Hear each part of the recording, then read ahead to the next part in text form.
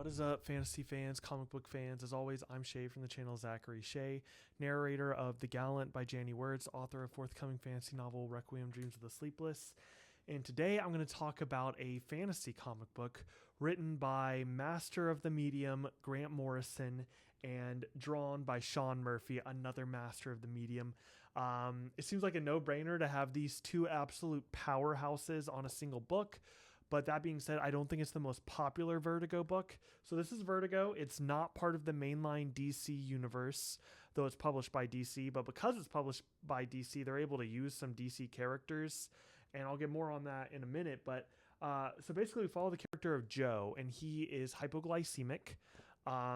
And he doesn't have a great home life. We know that his father died in the war. And we follow him as he comes home. These bullies stole his candy. He comes home, he goes to bed, and he wakes up and he's hallucinating. And in this fantasy world he finds himself in, it's all his toys are come to life.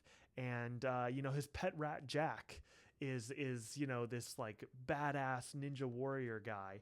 And they call him the Dying Boy. They say the prophecy of the Dying Boy has come true.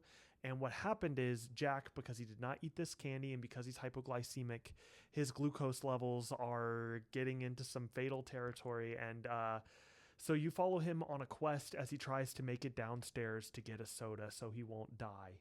And if that sounds ridiculous, it is. I was sitting at a 4-star on this because so much of the book you're so convinced he's hallucinating, though it does leave enough up in the air where it's like, is he hallucinating or is this its own fantasy world that he goes to when he's dying?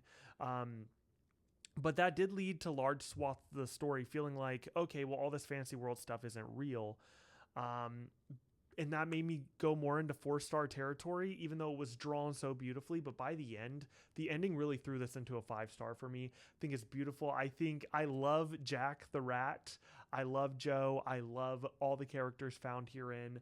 It's not as monumental as, Grant Morrison's Animal Man, and the art is not quite as spectacular as Gotham White Knight by Sean Murphy, but it finds itself in a medium there where it's very intelligent, much like a Grant Morrison book, and the Sean Murphy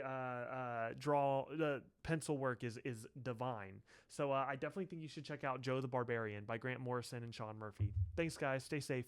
Peace.